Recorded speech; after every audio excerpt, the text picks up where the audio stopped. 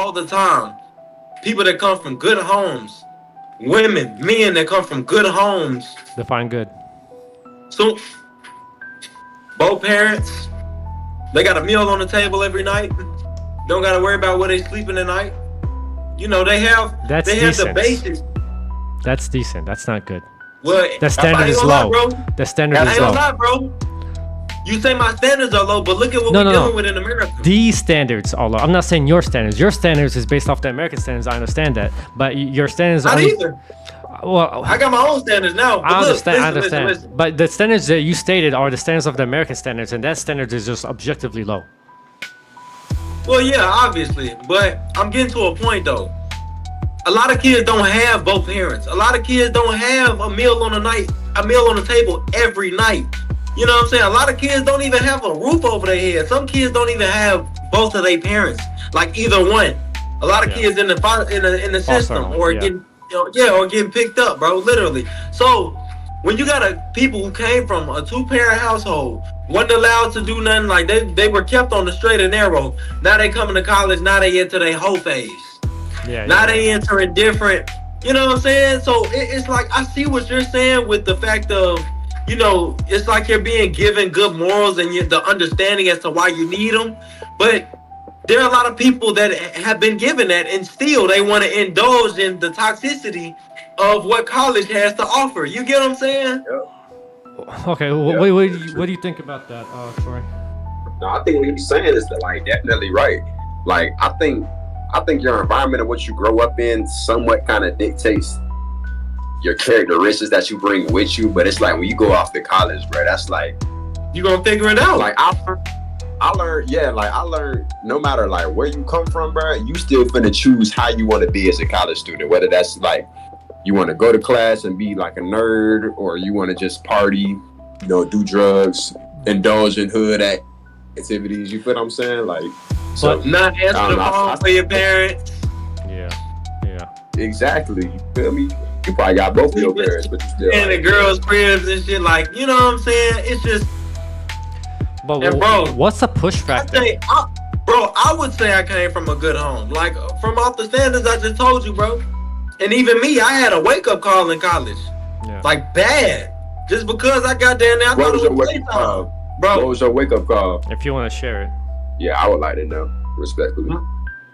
My wake-up call, see, before I got to college, I never really indulged in women like that. Getting to college, I'm finding out, like, you know, people staring, telling me I look good.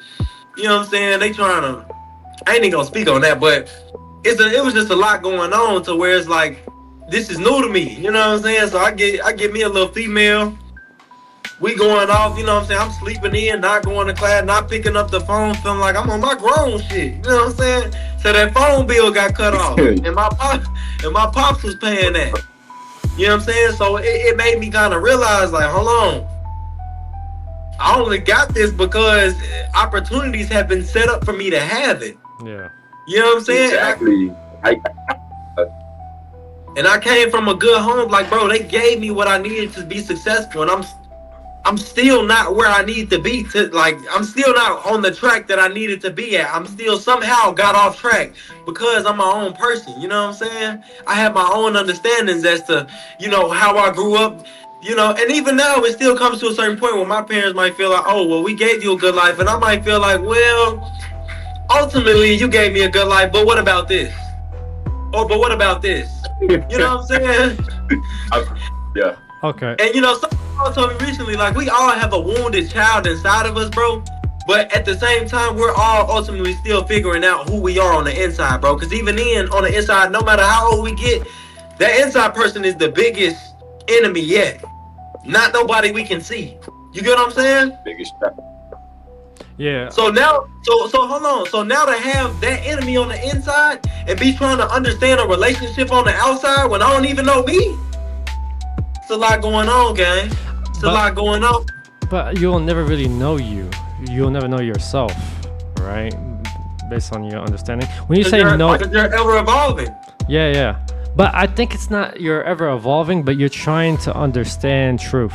you're trying to understand what's actually true. You're trying to observe truth and trying to adopt it if you're an honest individual, right? But I think the bad that comes with the parenting nowadays is that they pamper kids, or they try to solve all the problems so they don't struggle. So they all they do now is just like I agree with that, but they also like try to like shield them from reality. So like when they gone, it makes it harder on the kids when they like get off on their own. You feel me? Because they've been shielded. They were like and when you've been shielded all your life, right? You don't really learn, and then also since you really don't feel any pain, the only thing to feel is pleasure. So that's what you go for. That's why we want to have fun in college, and we always want to have fun because we're very spoiled in America in the sense of like the problems that you'll have, like hunting for food, or making your own house, building your own house, building your own shit. It's not there. There's enough.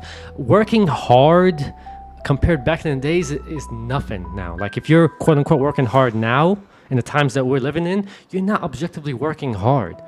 You're just trying to make life just continue being convenient. That's what working hard is in America, right? Yeah. Or in this time that we're in, right? So then the kids are spoiled, and it's like, oh, you didn't do this or that for me, mom and dad. It's like they shouldn't really have done much for you other than give you a foundation to build upon, give you rules. You get what I'm saying? Because it's so you saying even I was spoiled. But almost all Americans are spoiled, and I'll bet a lot of people in the comment section, if they're gonna hate me saying that, but objectively so, comparing this timeline to way back before electricity was a thing. Before even electricity was a thing, before so many convenience was a thing. Objectively we're spoiled, right? I know people like live in five. This is beef. This ain't pork. Alhamdulillah. That one. I don't know.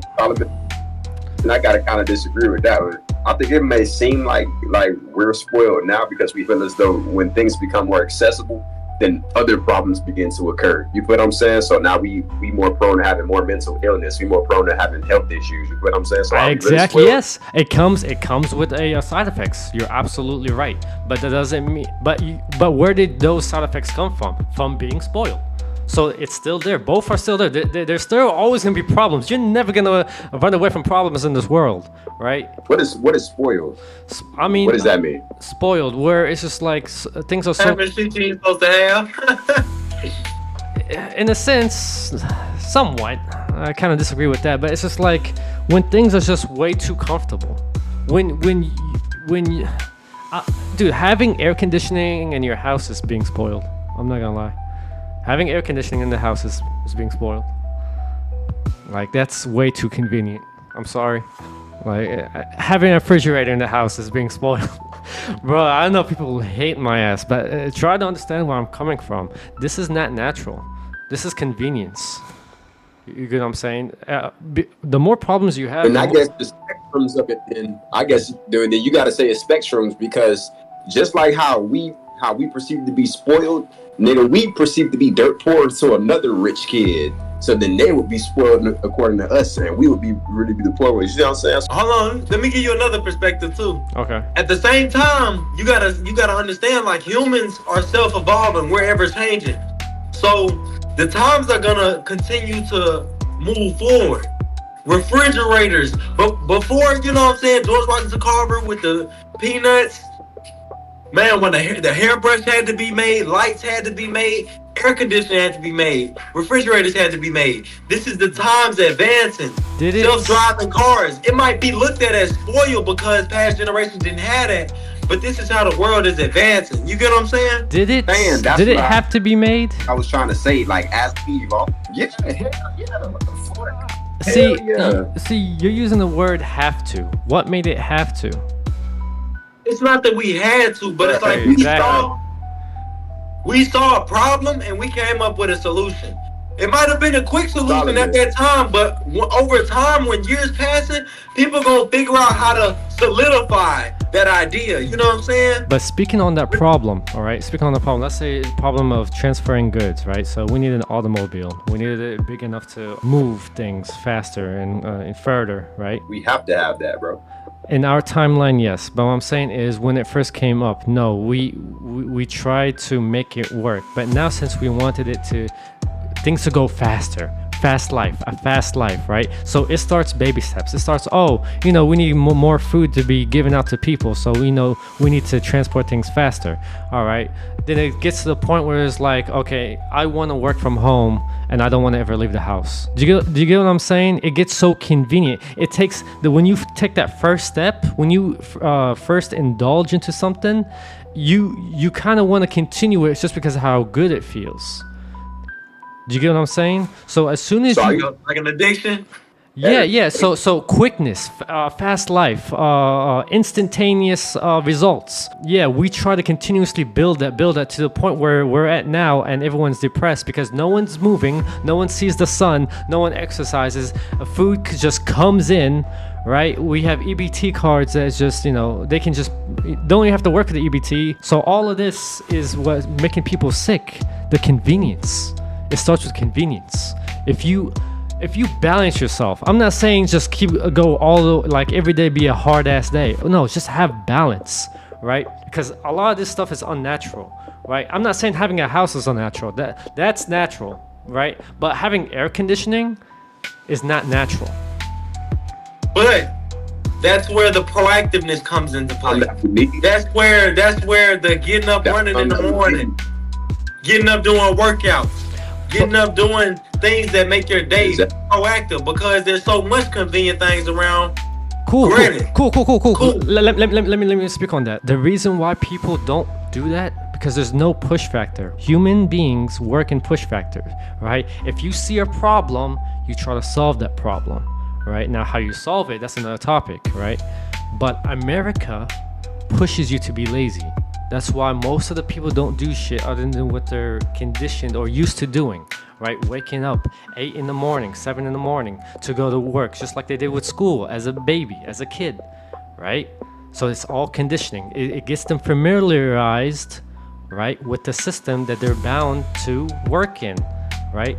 Instead of making them do something completely new, they're already familiar with the system of like waking up, do work, go home, eat, sleep, whatever. You get what I'm saying? Mm-hmm. So it's all conditioning. America conditions you to be lazy because of the several convenience. Now, the more convenient you are, the less likely you will want to do anything, right? It's like, why work out to make myself look good in front of a girl when I can just masturbate? Convenience. I can let myself off. I don't have to work on actually building. Yeah, I don't have to work on actually being with a girl or trying to make the relationship work. I can just rub one out, right? Or I can just pay for OnlyFans. That's a thing now. Or I can just go take a picture and then I'll slide left or right. Or I just tell a girl some good shit that she wants to hear so we can sleep for the night. It's like, it's so many convenience. Or I can just pay her for pleasure. There's so many convenience to make something genuine work that has a long-term benefit for society as a whole, not be attractive because it takes too much effort. That's what convenience does to an individual. And that's how societies are destroyed. Convenience.